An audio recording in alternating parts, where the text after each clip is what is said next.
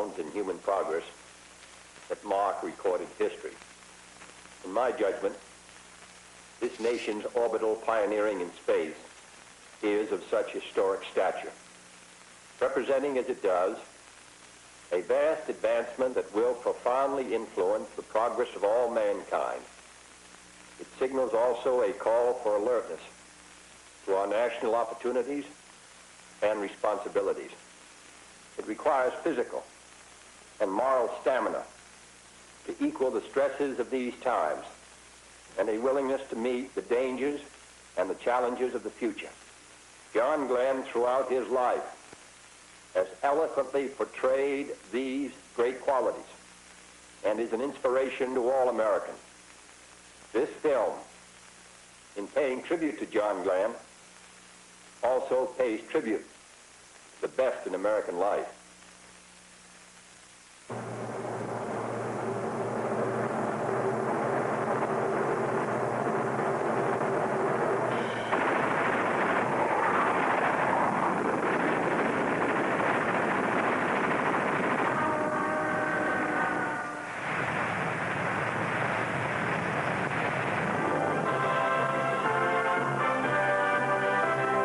New Concord, Ohio wasn't on many maps until February 20th, 1962. It came to fame in a single day with an American adventure that history will call the John Glenn story. Fashioned in the American image, this pleasant little city typifies a nation's ideal way of life. A man might make a good life here in the circle of family and friends. And a boy might let his imagination soar.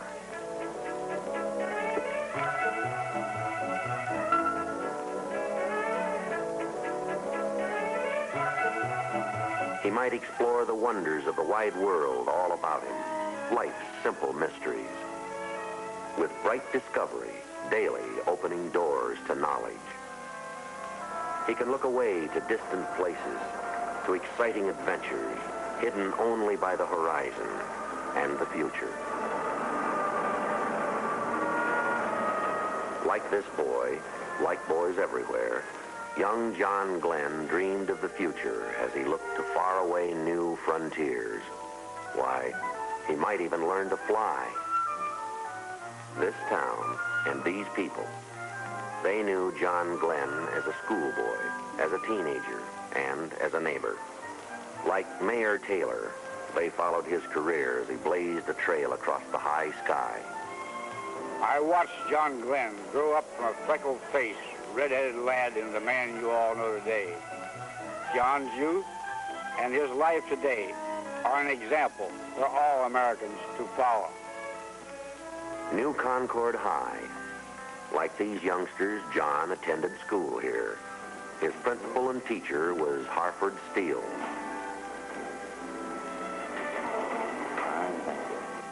He was an excellent student, and he graduated with honors from our high school.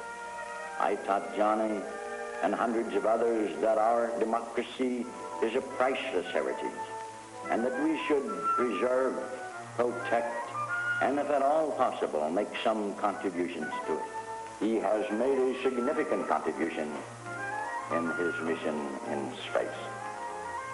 And this fine new school in New Concord, it's the John Glenn High School, with its first graduating class receiving diplomas. Young John helped his father about this shop when he wasn't in school, or acting as lifeguard in the summer at High Y Camp or at college.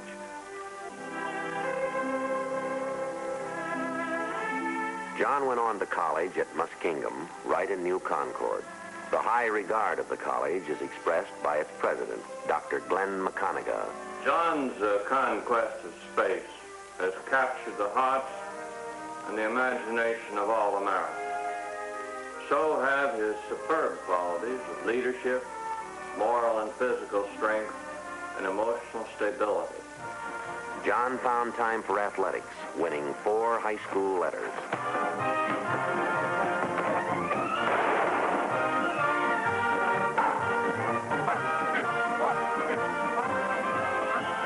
Muskingum coach Ed Sherman recalls John Glenn's athletic record. John played football right here on this field. He was captain of his high school team and played center for the college. He has proven the value of teamwork both as an athlete and later as an astronaut. Just like these boys, John took an active part in our physical fitness program. He proved that a good mind and a good body always go together. Campus discussions are inspired by the first orbital flight of an American. I think that John Glenn, by his flight, has given us an opportunity to see that while we have a chance to do something for our nation, too, maybe I'll even go somewhere sometime. We have the same opportunities that he had. Glenn proved by his flight that there are still many frontiers to be explored and conquered. And that just shows how very vital our education is if our future is to be go. Glenn always had a strong spiritual side, as Dr. Charles Moorhead recalls. John Glenn attended Sunday school and services at this church when he was a boy like Randy Bradley here. Let's attend services for a moment at John Glenn's church.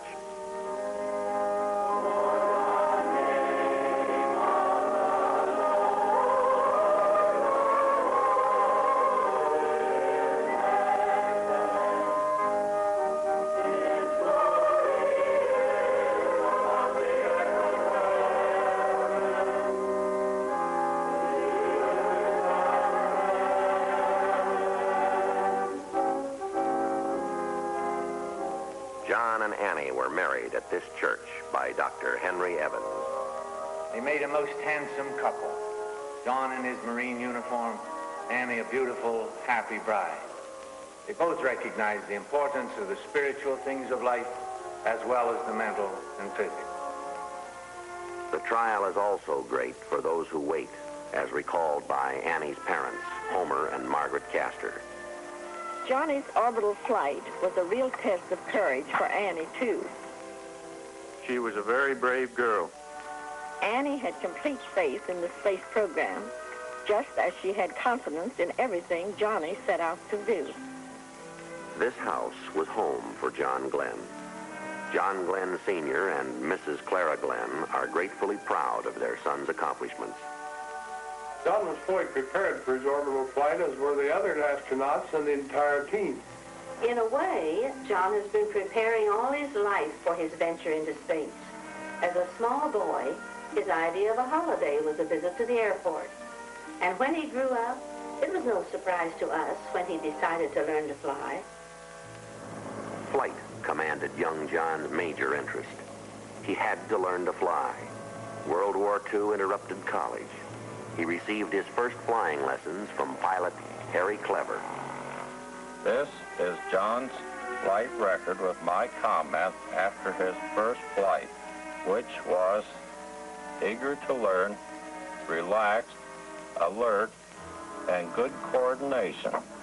He certainly has retained these flight qualities right into outer space.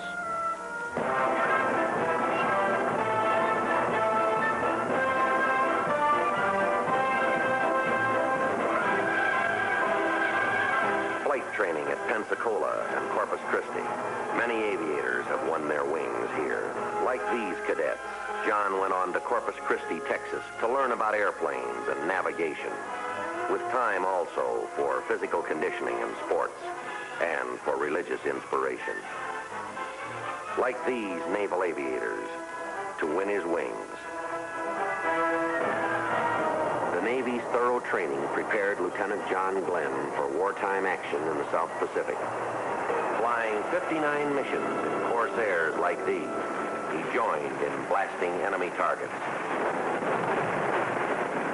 Until there was peace, and Glenn returned to Corpus Christi as advanced flying instructor until Korea. Major John Glenn came back to combat to fly 90 missions, to shoot down 3 MiGs.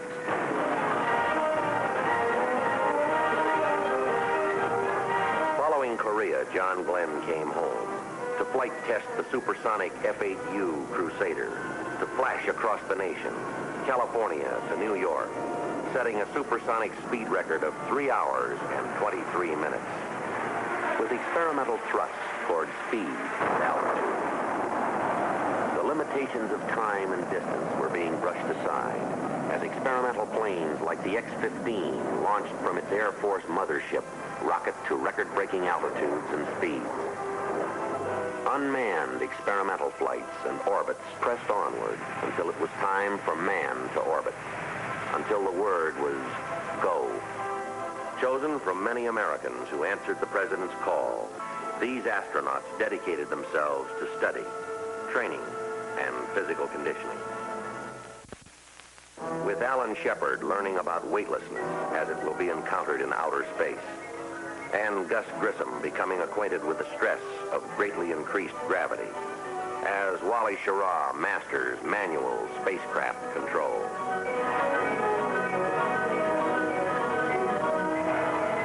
Three years of engineering skill and scientific experimentation have gone into this historic Atlas launching. Its component parts have come from countless sources, devised and fabricated by many thousands of technicians in hundreds of United States cities. And this, the motive power, carefully raised to position on its gantry. This, the Atlas, with power to develop 360,000 pounds of thrust, with capability to swiftly lift the spacecraft and its passenger as high as 160 miles, to inject the spacecraft into orbit at 17,500 miles an hour. And now the word is go, as the spacecraft is lifted into its position atop the Atlas. This spacecraft, 6 feet across at its widest heat shield end, 10 feet tall, built to withstand heat shield temperatures of 3,000 degrees Fahrenheit as the wind rushes by at more than 15,000 miles an hour. As the astronaut prepares for space flight, for adventure into outer space.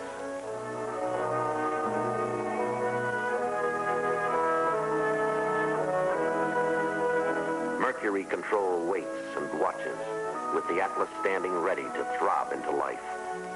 Ready. Friendship 7 is ready. And so is John Glenn.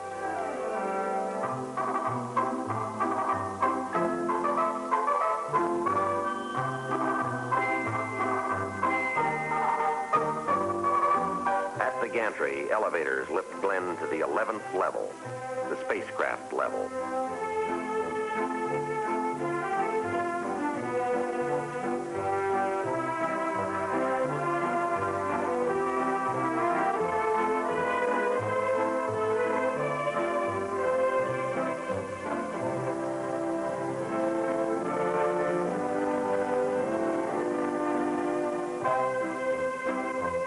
Glenn takes his place in Friendship 7, looking towards the unknown.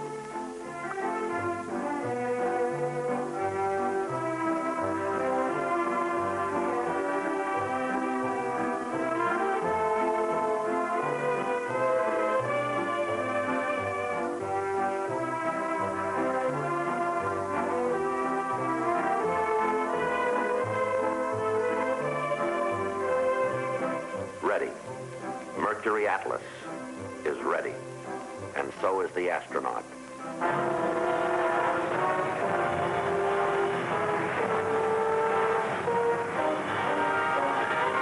The countdown is underway at Cape Canaveral, as all the world holds its breath, and all the world is witness.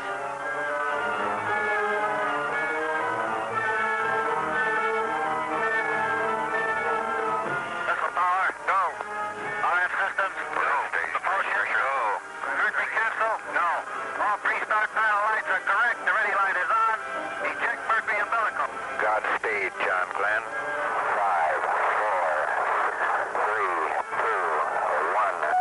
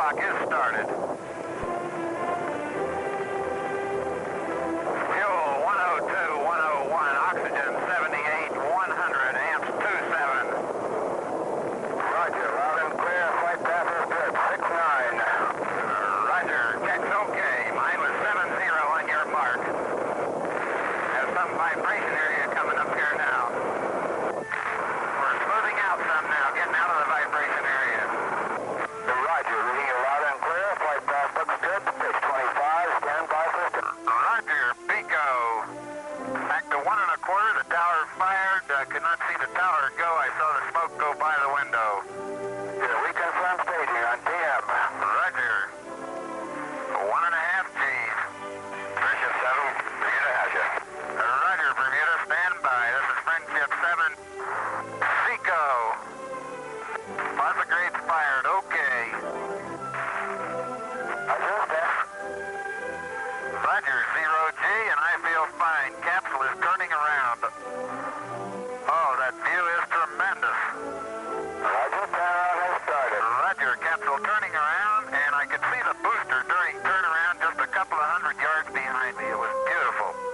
The word is go, and John Glenn is go, and with him go all of mankind's dreams of someday touching the unattainable stars. Under a tropic sun, the tracking ship Rosenaught waits and follows his course as he flashes towards the coast of Africa. To John Glenn belongs an awesome panorama of the earth below. Beyond human sight, Friendship 7 makes a slow boat out of the sun as the spacecraft girdles the earth every 90 minutes. Like a shooting star at 5 miles a second, 17,500 miles an hour, John Glenn streaks away from today into the night of tomorrow, racing towards the dawn of yesterday. As Glenn sights the lights of Perth and Rockingham, as he flashes over Australia, across the Pacific, to contact waiting ground stations at Guaymas, Mexico. And California waits as Friendship 7 streaks home to the land of its origin. An unseen comet lining across the United States in 8 lightning minutes of flight. Completing 3 history-making circuits of the globe, John Glenn fires retro rockets to slow the spacecraft, to direct it back to Earth. 5, 4, 3, 2, 1, fire. Roger. Retros are firing. Yeah, baby. Are they ever? It feels like I'm going back toward Hawaii. Then the first ominous note, the first warning of possible disaster. A chilling signal flashes an indication that the capsule's heat shield may be loose.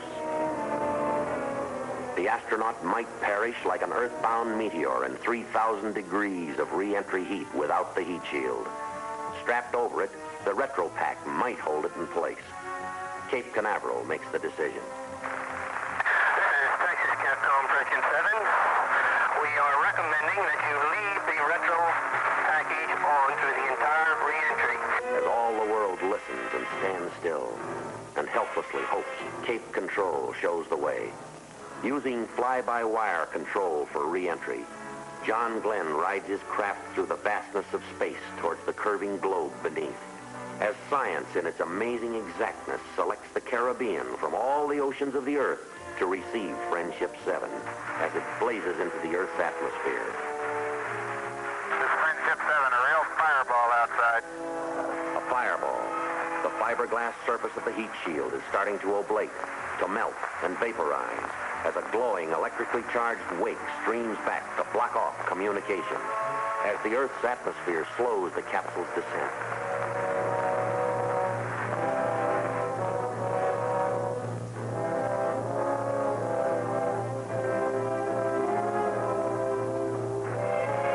Friendship 7. Stroke is out.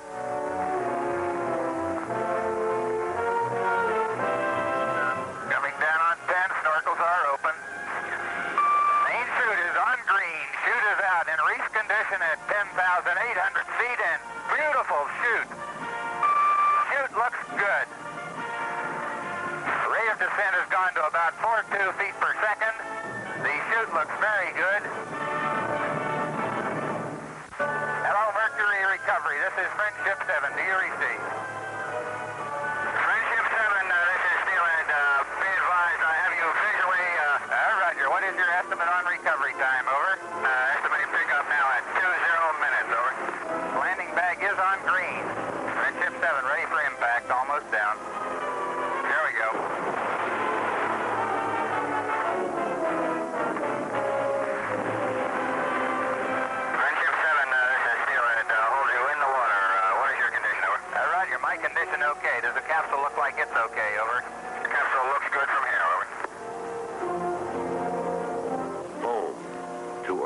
comes the Voyager. Transported now to the aircraft carrier Randolph. In 4 hours and 56 minutes, John Glenn has streaked through 3 days and 3 nights and over 81,000 miles. Never a journey so far. Never a traveler so welcomed by the world.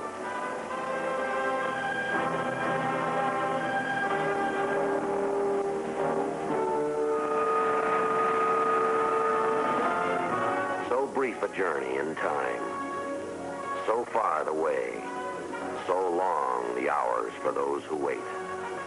As Annie Glenn has waited.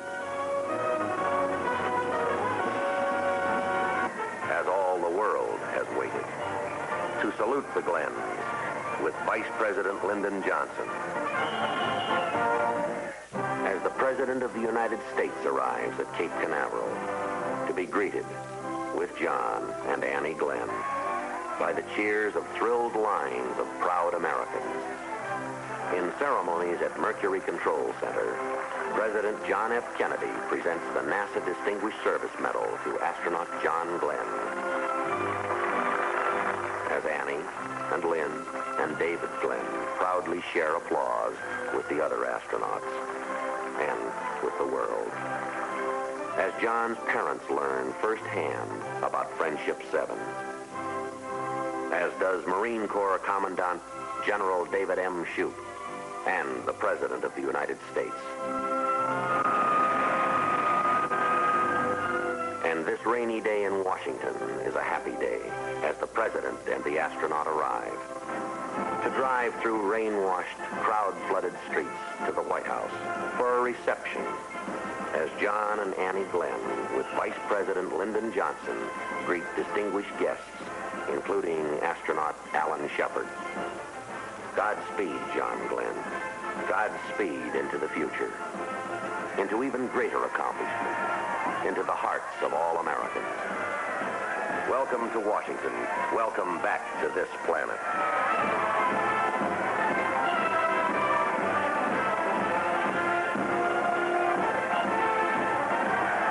From the nation's capital to the towers of Manhattan to the ticker-tape parade of New York, cheering crowds roar a mighty welcome, shared by all Americans, by free people everywhere.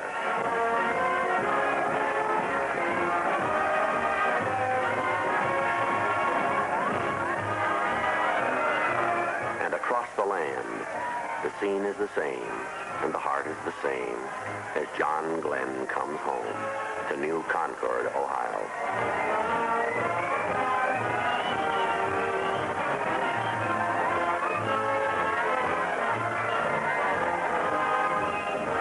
At the Capitol, there's an introduction by the Speaker of the House, the Honorable John McCormick. Members of the Congress, it is a privilege, and I deem it a high honor, to present to you a brave and courageous American. A hero in World War II and in the Korean conflict, who recently, in a most notable manner, added glory and prestige to our country, the first United States astronaut to have achieved orbital flight, Lieutenant Colonel John Herschel Glenn, United States Marine Corps. Colonel Glenn.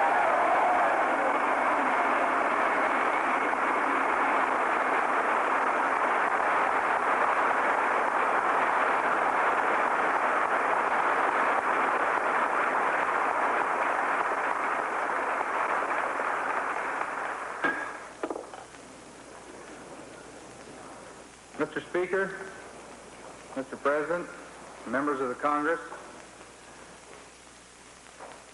I am only too aware of the tremendous honor that's being shown us at this joint meeting of the Congress today. This has been a great experience for all of us on the program and for all Americans, I guess, too. And I'm certainly glad to see that pride in our country and its accomplishments are not a thing of the past.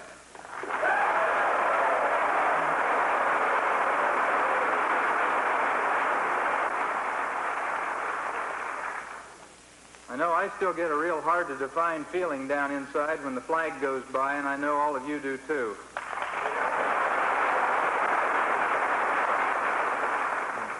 The launch itself was conducted openly and with the news media representatives from around the world in attendance.